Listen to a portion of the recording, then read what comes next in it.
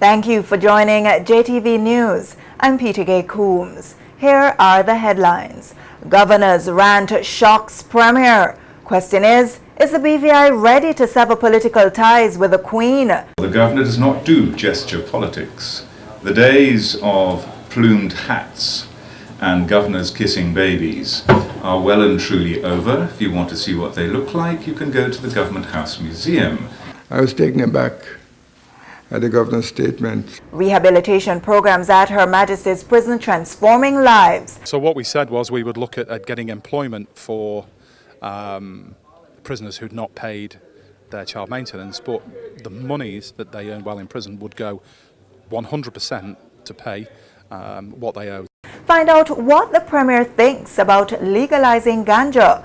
The question of persons who are incarcerated for just smoking a joint, that's something that is being actively discussed here. USVI's sin tax plan sparks protests. The big story this week, Tortola Pier Park is 1 year old. In Caribbean news, brazen gun attack on Dominican Republic radio station. Founders of a Panamanian law firm Mossack Fonseca arrested. Marijuana research breakthrough in Jamaica could save hepatitis C patients big bucks. In our Medical Minute segment, Sounds of the Heart. The normal heart just makes two sounds, lub and dub. Dr. Geronimo Jones tells us what you need to know in our Mayo Clinic Medical Minute. I'll be back with the news in detail after this short break.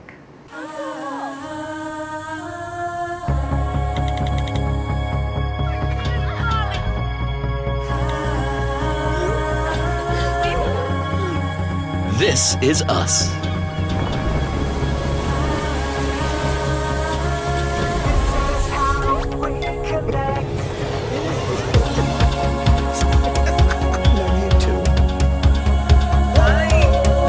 This is how we work.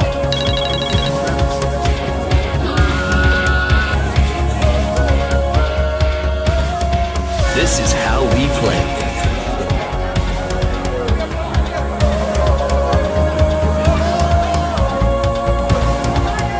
This is how we live.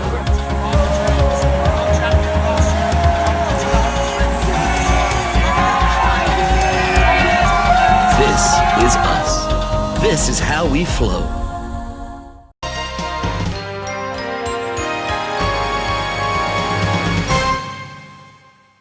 And now the news. There was a rather awkward start to the launch of the new educational and vocational program at Her Majesty's Prison in Balsam Gut, Tortola on January 13, 2017, when Governor John Duncan publicly castigated the territory's government with claims that they are failing to channel attention to issues that matter most, from the foot-dragging of legislation to neglecting the Magistrates' Court. Premier and Minister of Finance Dr. D. Orlando Smith has responded. Here's Kathy Richards with the details. I'm sure the United Kingdom would be very willing to consider independence and certainly is willing to consider constitutional review. But they, like I, will be asking for certain things to be done, and I have mentioned them in public before. The Freedom of Information Act, Data Protection Act, Whistleblower Act, the Human Rights Council established. Madam Speaker, we've had it 3 times brought to the Assembly and has still not passed. This needs to be rectified. We are about to have a review of our human rights obligations this year.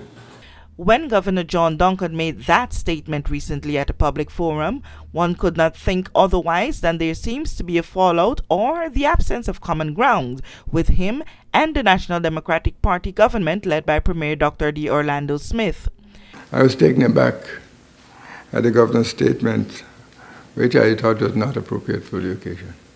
The occasion to which Premier Smith alludes is the January 16, 2017 launch of Her Majesty's Prisons Caribbean Certificate of Secondary Level Competence Educational and Vocational Program. But why was the rant of Governor Duncan seen as inappropriate by Premier Smith? That we work together very cooperatively, the Governor and all the ministers of government. We have free and frank discussion in the Cabinet, all leading to having a agreement which is best for the territory. Premier Smith was present at the launch ceremony and spoke after Governor Duncan's remarks, but did not respond directly to the governor's grumbles. However, at a press conference held on February 16, 2017, the matter was raised by reporters and Premier was ready with a response. The matters to do with the United Kingdom and the territory's financial services was one area singled out, which Premier said Governor Duncan was very cooperative. As it relates to dealings with the Royal Virgin Islands Police Force, Dr. Smith said his government went outside of its budget in some areas.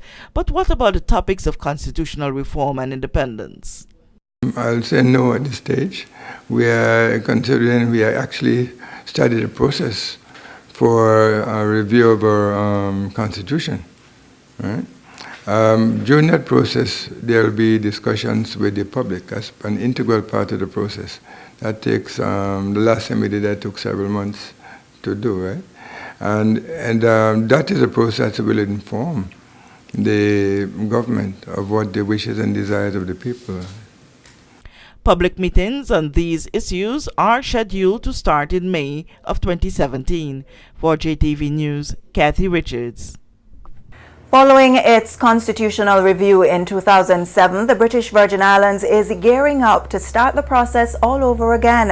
And as was the case the last time around, the question on the tip of some tongues: is it time for the territory to push for political independence from Britain? That issue was at the heart of a recent public forum hosted by the H. Lavity Stout Community College entitled Constitutional and Political Model for the Strategic Development of the BVI. Queen's Counsel Gerard Ferrara, who was one of the architects of the Virgin Islands Constitutional Order of 2007 and who also served on the Constitutional Review Commission of 2003, says historically the territory has been asking Britain for delegated authority instead of devolution or decentralized administration, but warned of possible problems, citing Turks and Caicos.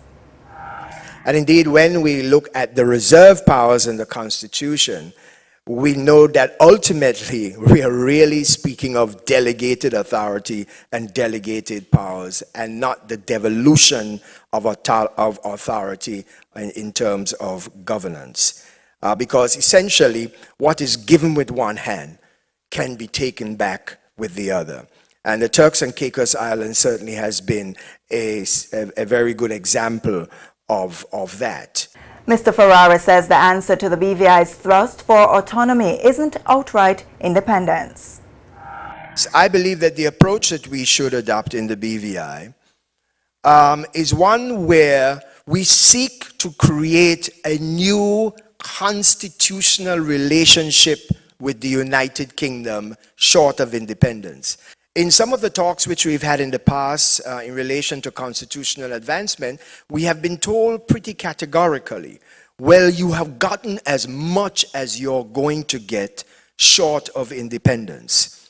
And therefore, there's not much more for you to get, maybe a little tweak here and a little tweak there, and that is all you're going to get in these talks, unless, of course, you hold a referendum.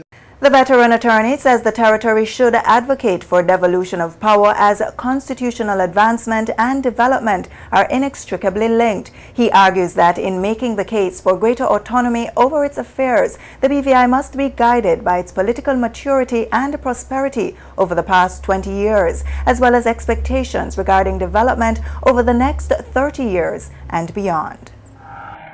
Our approach has been, well, the governor has certain reserve powers, and what we must seek to do is to get some of those reserve powers given to our ministers of government, our elected representatives. And to underpin that, our approach has been to say, well, let us look at principally the Constitution of Bermuda. Well, to me, that kind of approach has really reaped the benefits that we have reaped thus far, and it ought not to be the kind of approach that we ought to adopt going forward. The topic of freeing up marijuana in one way or the other seems not to be dissipating anytime soon as the discussion continues to saturate the airwaves. Most recently, Premier Dr. D. Orlando Smith broke his silence on the topic, and what he had to say might just be an indication of what's likely to come. Kathy Richards tells us more. With the resurgence of the marijuana legislation discourse, Premier and Minister of Finance Dr. D. Orlando Smith says his administration is not oblivious to the topic, but they are not ready at this time to take it at the level of the House of Assembly. It's not a topic for discussion in cabinet at this time, but it's a topic for discussion among members. If you see the difference, right? And but you know, it's as it becomes. As we discuss it further, that maybe there'll be a time when there'll be a cabinet paper about it. But just what is likely to be inked in the cabinet paper, if or rather when it comes? Did Premier Smith give a hint when he mentioned the words being imprisoned for a joint? For example, the question of persons who are incarcerated for just smoking a joint, you know. That's something that is being actively discussed here. Now that it is known that legalizing and or decriminalizing marijuana is nothing strange to the tongues of the territory leaders, just what are some of the concerns likely to form parts of debates and further discussions on the topic? Superintendent of Prisons, Mr. David Foote, weighs in. The thing that always sticks in my mind is that I see a lot of young men with what I would describe a cannabis-related psychosis. So you'll see young men who smoke and their behaviour changes completely. And that's a concern. If we legalise it, are we going to cause more problems in the community for men who can't cope? But you have to trade that off about the fact that by legalising it, then it will solve a lot of other problems. It probably won't affect the prison population that much. We don't really get people in for cannabis use. It was Bishop of the New Life Baptist Church, Don Ivan Klein, who resurrected the topic a few weeks back on his talk show, giving it wheels on land and wings over waters. For JTV News, Kathy Richards. Cries of legalize it echoed in the U.S. Virgin Islands this week as residents decried new taxes, wasteful spending, and borrowing by the territory in the throes of a financial crisis.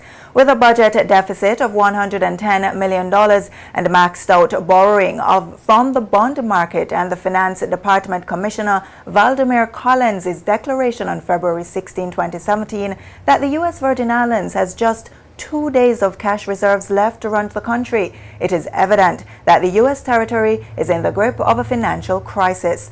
Elements of a 5-year economic growth plan by Governor Kenneth Mapp, which includes taxes on rum, tobacco products, beer, and sugary drinks, as well as timeshare unit owners and internet purchases, are not sitting well with the residents of the U.S. Virgin Islands. The so-called sin taxes were approved by the Senate on February 16, 2017, despite a massive protest from residents involving members of the business community, with chants such as no more taxes and arguments that the taxes could stifle rather than promote growth.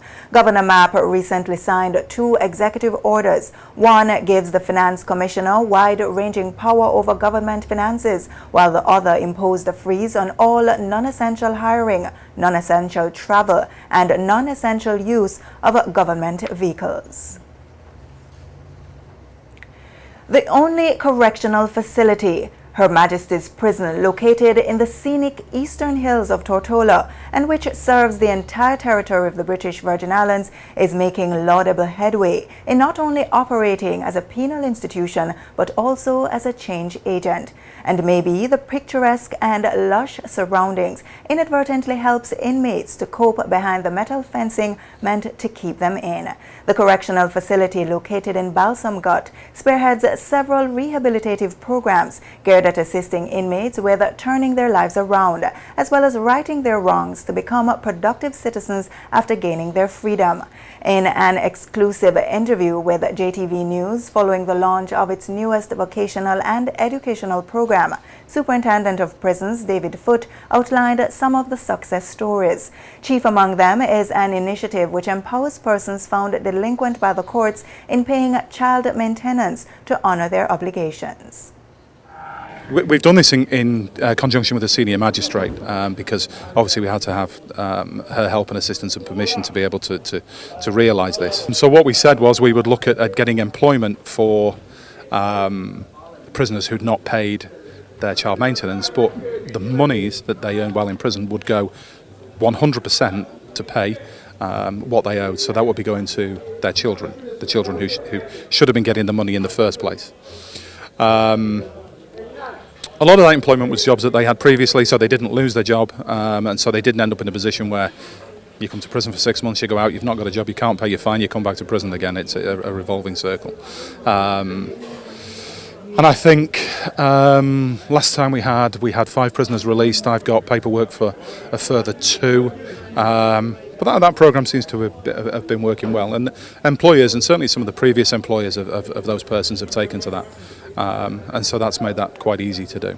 Other rehabilitative programs target sexual and violent offenders, substance abusers, as well as restorative justice involving juveniles, where the offender makes amends in person to the victims of their crime and restitution. With violent offenders, we're looking at anger management.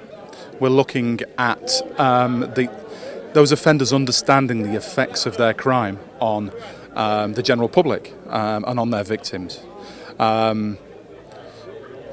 The course that we use predominantly for that is called Partners for Peace. The sex offender treatment programme we were given by the National Offender Management Service in the UK. They came over here for 2 weeks and trained our staff. That programme deals with all the non-psychological parts of sexual offending, so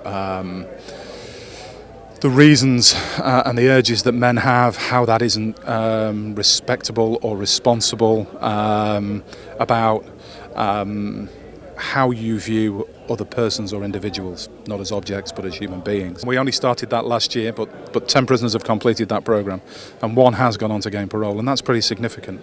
In terms of the restorative justice program involving the juvenile offenders, how many participants do you have in that program right now? We've had 14 young men go through that programme, and I'm very pleased to say that so far only 2 of those prisoners have come, or those young men I should say, have fallen back into problems with the police. There are 132 prisoners housed at Her Majesty's Prison, and just 3 of them are women, a fact for which the prison boss beams, and if the lobby of the female block is anything to go by. One of the very pleasing things about custody in the Virgin Islands is that the female offenders here are all very stable. I would be used to something very different in the UK. I would be used to high levels of self-harm and drug misuse, but we don't really see that here, which allows us to do a lot more work with the female offenders, and they are allowed to do all the programmes that the male offenders take part in. Still to come on JTV News, the big story this week, Tortola Pier Park, 1 year after the controversial government-backed development. Find out what's hot in the entertainment industry in Hot Trends with Sophie B. But first, all the news making headlines in the Caribbean.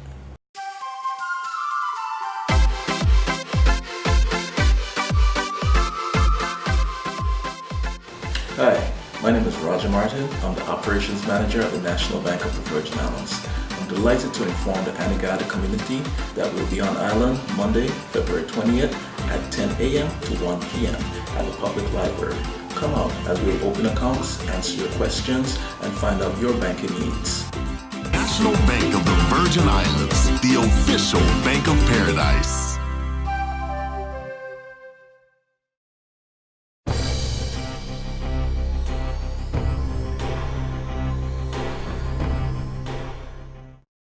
What's being condemned as a brazen attack on press freedom has left employees at a radio station in the Dominican Republic in mourning and fear. Presenter Luis Manuel Medina and director of 103 FM Leo Martinez were shot and killed on February 14, 2017 during a live radio broadcast. Medina had been streaming the show live to his Facebook page during the attack. The secretary of the station was also injured during the shooting. The attack occurred one day after World Radio Day. According to Reporters Without Borders, of the 17 journalists killed in Latin America in 2017, 10 were radio journalists. 3 men have been arrested in connection with the deadly attack.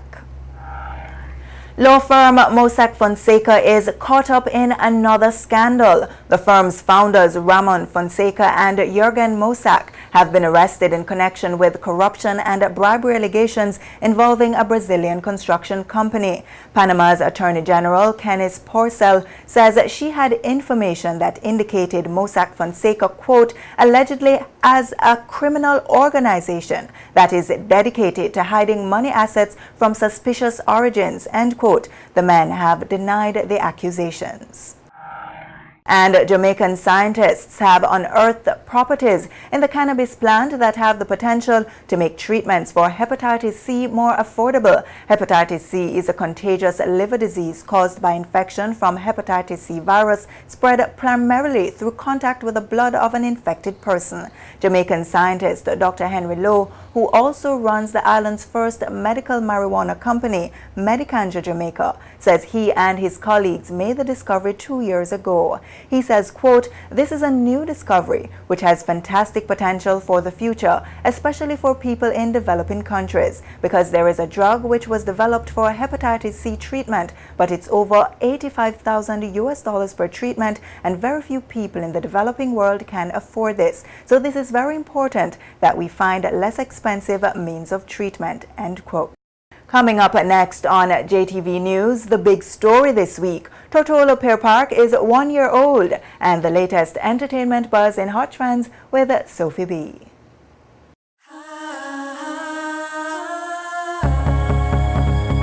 This is us. This is how we work. This is how we play.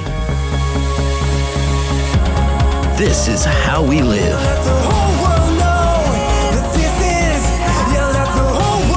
This is how we flow.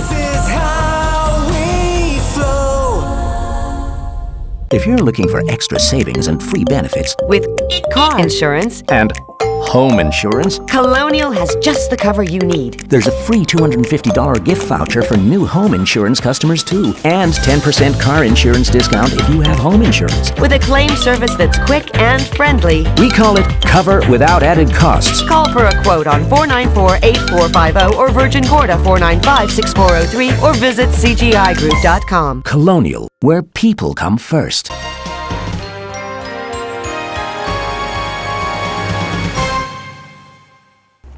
It's time for our big story. This week, Kathy and I are joined by Ken Silver from the BVI Beacon to discuss Tortola Pier Park's first year of operation. The Tortola Pier Park in the British Virgin Islands is officially a toddler, having celebrated its first anniversary on February 16, 2017. Now joining me today on the big story, that's in addition to Kathy Richards, is Ken Silver from the BVI Beacon to take a look back at this major development project for the territory, which has also had a controversial history. Now this week, in light of its first birthday, the Pier Park has been lauded by government officials, including officials from the Tortola Pier Park Limited, Premier Dr. D. Orlando Smith, and the Minister with Responsibility, Mark Vanterpool. Now, what they're telling us is that the Pier Park initially started out with some 368,000 visitors, and that has nearly doubled, pulling in now close to 700,000 cruise passengers, and that's expected to get up to 1 million in another 3 years or so. Let's start by looking at the value that this Pier Park has added to the BVI economy so far. And before I get to your comments, let's hear what the Premier and the Minister had to say earlier this week. I think we made the right decision to expand the cruise pier and to build a pier park. It is something that, as far as I can determine, is proven to be successful. Many new businesses have started in the pier park that did not exist before. And there are many opportunities arisen for people to start businesses and hence contribute to the overall economy of the BVI. Well, we've been happy to see the many ships that have been coming. We are up with our numbers. I think this year is going to exceed 700,000 in terms of passengers. We're looking to get to the million mark in the next 3 years and sort of keep it there for a little bit. But we're happy that today, on just 2 days before anniversary for the pier park side, remember the dock was opened in April of 2015. A year later, from last year, February, we are seeing the anniversary of the landside development, which is beautiful. The government is quite pleased with the pier park and how its operations has been going. What can you guys say, being on the ground, in terms of feedback from the owners of the shops there and even persons here in the BVI? Yeah, well, what the glory side of the story is indeed a fact, and it's evident for me and many other persons here in Tortola. When you wake up in the morning and you look through your window, you see ships in the dock. When you get out into the traffic, you have to jostle the many taxi buses laden with cruise passengers. You walk through the pier park, you walk through some other business entities, and they are the mixture, that beautiful blend of people shopping. So yes, there is that glory side, and people do compliment that aspect of it as well. Okay. Sure. And there's been a lot of hoopla this week about the 1-year anniversary of Tortola Pier Park. In order to understand, though, exactly what we're celebrating, it's kind of important to know the history of the pier park, why it was built in the first place. So government entered into agreements with Norwegian and Disney in early 2014. The government said, hey, we're going to build this pier park and you guys are going to bring about 425,000 passengers each year and pay a $15 head tax on each passenger, which obviously helps with government revenue. There was a number of delays in the project that allowed Norwegian to pay only $7 throughout 2015 and early 2016. It was February 16th of last year when Norwegian finally started paying the $15, and that's the real anniversary that we're celebrating.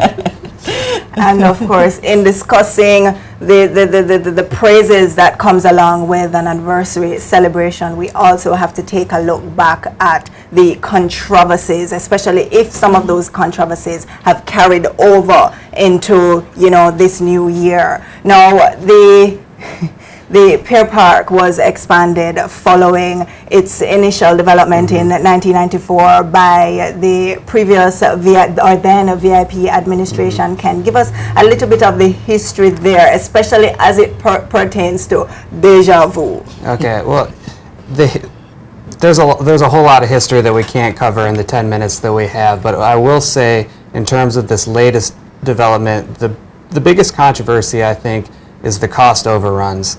Government originally said it was going to cost $50 to $60 million. We know now that it's at least 85 million, probably a lot more than that.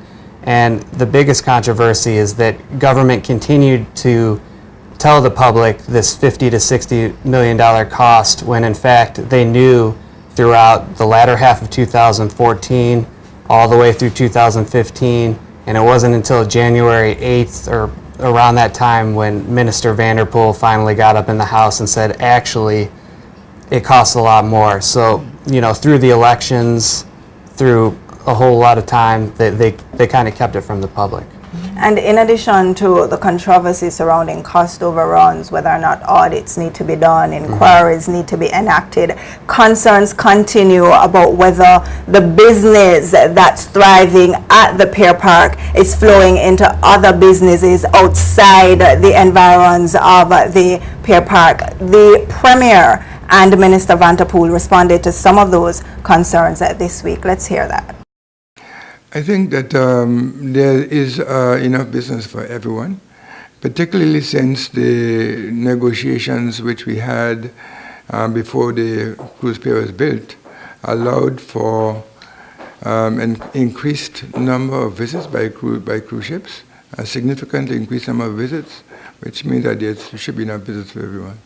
Of course, I'm concerned to make sure that our vendors on the park and at Craft Alive can benefit from the visits, as well as the taxis and all other destinations outside of the Pier Park.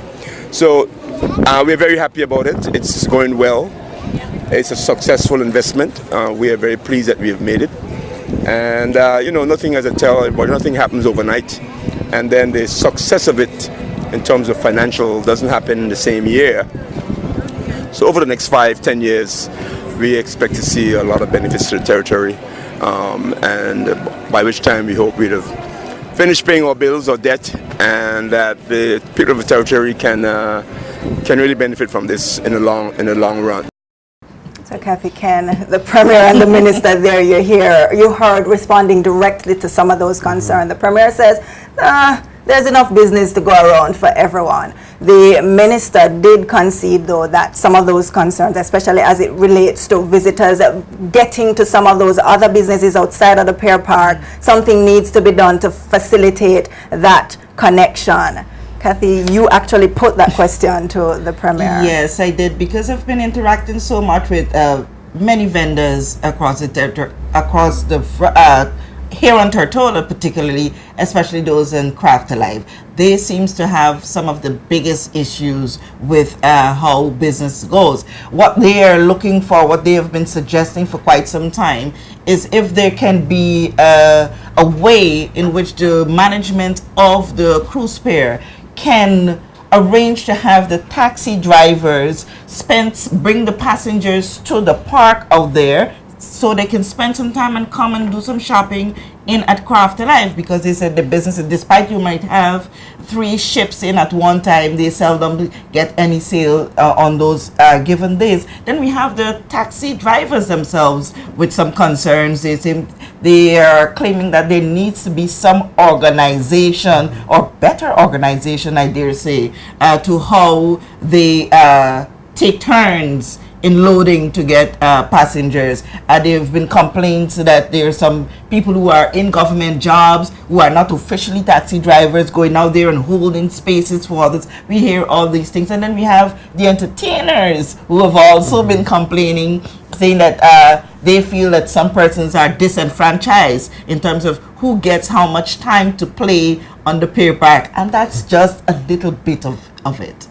Ken, in addition to challenges, there are other phases of this Pier Park that are still to be rolled out, aren't there? Sure, yeah. The biggest thing that remains to be done is the giant plot of land right next to the initial terminal building on the pier. It's bare land, there's some pilings there. That was supposed to be an international chain restaurant, something like Margaritaville, the minister originally planned. About $500,000 has been spent on the pilings and the foundational work, but no work has occurred there for over a year now, because apparently the minister said that the building was going to cost way more than it was originally estimated. It was supposed to cost $2.5 million. He didn't say how much more it would cost to build that building, but it doesn't look like work's going to be done there anytime soon, which is obviously an issue. And in addition to that, in a release that the minister sent out, he said that the next phase should also involve an extension of the boardwalk from the Pier Park to the Queen Elizabeth Park just down the road. So we look forward to those, additions, as well as seeing there are some stores that are still unoccupied. The Pier Park says it's about 90%, Ken? Yeah, and there's all but 4 of the kiosks are occupied, which is a good thing, because this time last year I think there was only 1 or 2 kiosks open. There's a couple spaces open, but I think they're doing pretty well. I think the biggest focus should be getting on that last building to be finished, because they need to complete the Pier Park in order to fulfill their agreement with the cruise lines. Until they don't have the cruise pier completely finished, according to the contracts that I've read, the cruise piers or the cruise lines have a right to pull out of their agreement to bring the 425,000 passengers each year and pay the $15 head tax on those. They have a right to pull out of that until everything's finished. And right there, we have to leave it for the big story this week. Thanks again for coming, Kathy. And of course, Ken, you can drop by anytime here on the big story to help us explore the issues that are of national interest to residents here in the BVI. Until next week on the big story right here on JTV channel 55, I'm Peter Gay Coombs saying bye-bye. In Hot Trends, Sophie B speaks with Imo about his new music video. Imo, welcome to JTV Hot Trends. Yeah, man, blessed greetings. Tell us about Lifeline. Yeah, well, the name says it itself, about my life coming up, you know what I mean? But it's still universal that everybody could relate to it. You know what I mean? Things you go through, and, sometimes you go through a little spiritual fight within yourself. Yeah. You know what I mean?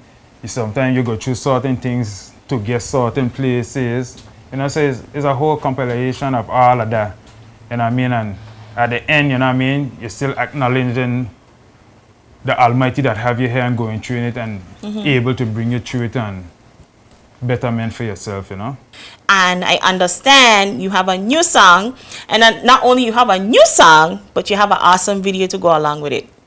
Yeah, man. You're the wind beneath my wing. You're the voice that make me sing. You're the stars and the moon up in the sky. Them I see the mystics and I deny. Them I look for idol God, I'll be glorified. And I put no trust in the most high. You're my shield, my butler, you're my fortress. You're my rock, I have been shouted out and boss, yes. You're my all, my everything, you are the closest. And this is why I chant it in my chorus. You're my lifeline. Big up yourself, JTV Hot Trends, Sophie B. Yeah, man, give thanks. You can check out Hot Trends Wednesdays and Fridays at 8 p.m. on JTV channel 55. Up next in our Mayo Clinic Medical Minute, keeping tabs on your heart. The normal heart just makes two sounds, lub and dub. Dr. Geronimo Jones is next with that report from the Mayo Clinic. Stay tuned. Eureka, located in the British Virgin Islands. Come, discover Eureka Medical Clinic, which provides the most complete medical services in the Virgin Islands. Our state-of-the-art clinic offers the highest quality in specialty care, cardiology, gastroenterology, orthopedics, and spinal surgery. We also offer specialty care in obstetrics and gynecology, as well as dermatology. Eureka Medical Clinic offers diagnostic procedures such as x-rays, mammograms, CAT scans, and all forms of ultrasound exams. Now, for the first time in the BVI, Eureka offers MRI scanning too. With colonoscopy and gastroscopy, we check the intestines and stomach for polyps, colon cancer, and ulcers too. Located at Geneva Place in the heart of Road Town, Eureka Medical Clinic with Medicare Pharmacy and Labs offers you a comprehensive medical facility all under one roof. So for high-quality medical services and convenience, there's no need to look any further. Eureka! You found it.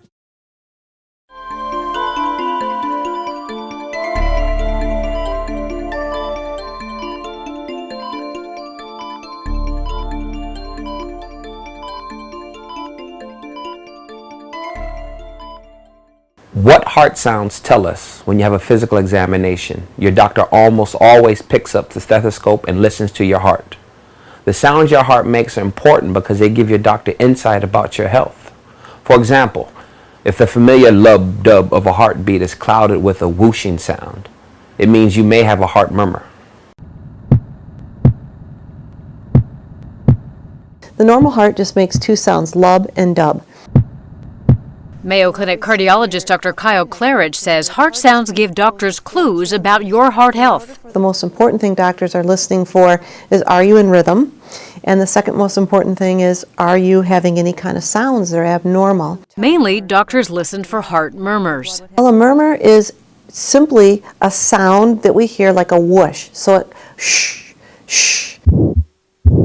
Murmurs happen when blood becomes turbulent as it moves through vessels or as it moves through a leaky or stiff valve. A lot of patients will say that when they hear they have a murmur, they're afraid that that's something wrong with their heart. And a lot of murmurs are not worrisome. But if your doctor hears a particularly loud murmur that's accompanied by symptoms such as shortness of breath, he or she may do further tests such as an echocardiogram to help determine treatment you might need. I'm Vivian Williams, and for more health news, visit the Mayo Clinic News Network.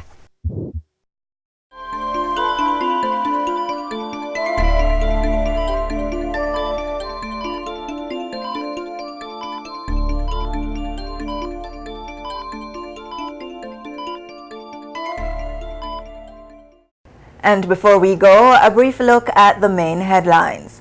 Governor John Duncan cautions the government that independence talks will only be entertained if key pieces of legislation are in place. But Premier Dr. D. Orlando Smith says that the place at which the governor made those comments was inappropriate. One of the architects of the territory's 2007 constitutional review, Queen's Counsel Gerard Ferrara, says that devolution, not independence, is what the territory should request from Britain. Premier Dr. D. Orlando Smith says that legislators have discussed the hotly debated topic of marijuana legalization. Massive protest in U.S. Virgin Islands fails to foil Senate vote in favor of new taxes to rake in more revenue for the cash-strapped government. In regional news, 2 radio journalists in the Dominican Republic shot and killed during a live broadcast. Mossack Fonseca founders arrested in Panama in connection with alleged corruption and bribery allegations in Brazil. And Jamaican scientists discover properties in marijuana plant which could result in cheaper drugs for hepatitis C patients. Just a reminder that you can find all the news stories featured in this newscast, as well as previous newscasts, on our website, jtvlive.net. Additional information and news updates can be found on our Facebook page, facebook.com/jtv55. Now, if you haven't already, please visit our Facebook page to let us know that you like us. Of course, all our news features, press conferences, and JTV's television programs can be found on our JTV News YouTube channel. Subscribe for daily uploads. We welcome your questions, comments, and story ideas. Email us at jtvnews@hotmail.com. On behalf of the entire production team, I'm Peter Gay Coombs. Thank you for watching. This is Project X. Well, some of us. We have other inmates involved. This is one of the programs that, we try to push the inmates to take part in and involve. Get involved, try to do something with your time, something productive, So, we're singing this song. This has became basically the anthem for us, some of us who have a little hope, who have some hope still, we lock up, you do what you do and you get locked up and you come here, ain't over. So, this is not the end, right? So, hold on.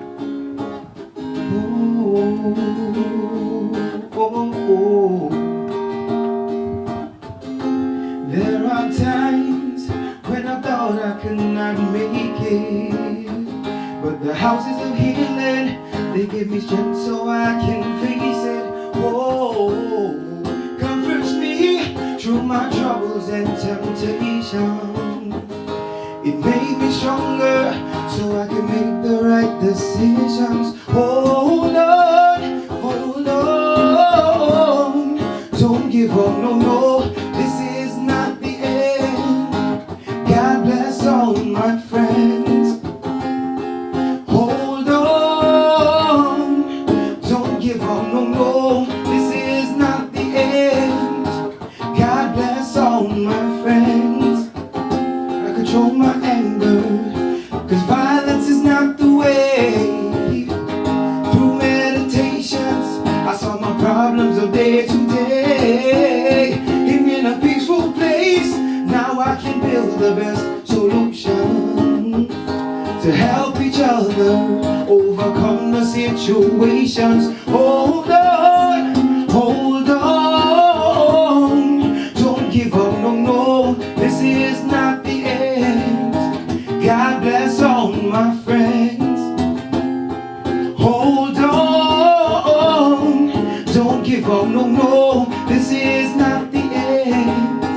God bless all my friends. Brothers and sisters, It's time to get along. Oh, lift up your voices, help me sing this joyful song. Yeah, I have a jingle that I want you to sing with me. It's inspirational and it's based on reality. There's so much good in the worst of us and so much bad in the best of us that it ill becomes any of us to talk about the rest of us. There's so much good in the worst of us and so much bad in the best of us that it ill becomes any of us to talk about the rest of us. Oh, hold on, don't give up, no, no, this is not the end. God bless all my friends. Hold on, don't give up, no, no, this is not the end. God bless all my friends. Oh, thank you.